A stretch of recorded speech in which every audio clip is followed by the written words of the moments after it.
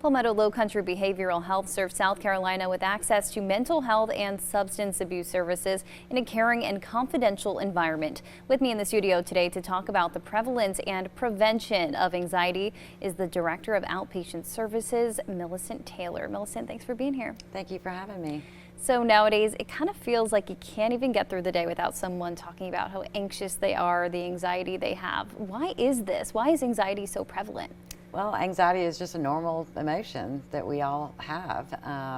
It's when it gets in the way of your daily living that is when it becomes a problem, and then you might have what we call an anxiety disorder. So for people watching who may be dealing with these anxious thoughts, what's the first step in reducing this anxiety? So I would say small changes in your lifestyle.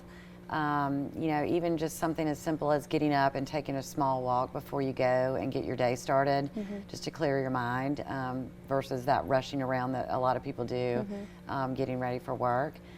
So just take small changes. So really, it can be small. You don't have to, do anything too crazy to kind of curb these thoughts that come into your mind. And you always hear also mindfulness. Is this another way to kind of curb these thoughts? Yeah, so mindfulness, we teach that in our outpatient programs, and it's just being self-aware, like knowing how you're feeling in the moment, where are these thoughts coming from.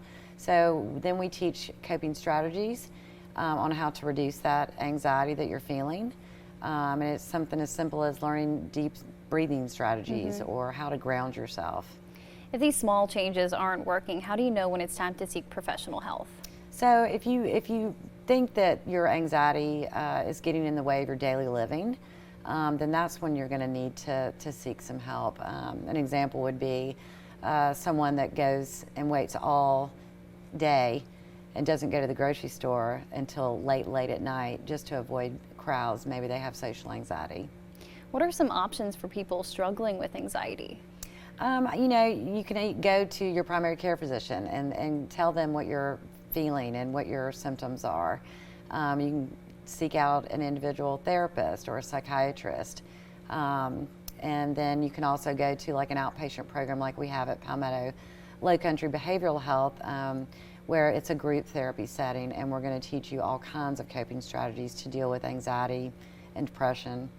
So you serve people from all over South Carolina, so they can call you and they can get some help with you guys. Yeah, so if you call our number, we can get you in for a no-cost assessment, and they will direct you into the level of care that you need. Millicent, thank you so much for being here today. Thank you for having me. And you can find how to contact them on your screen now. If you or a loved one is struggling with mental health, please reach out to Palmetto Low Country Behavioral Health. They are available 24 hours a day, 7 days a week to discuss treatment options and schedule confidential, no-cost assessments.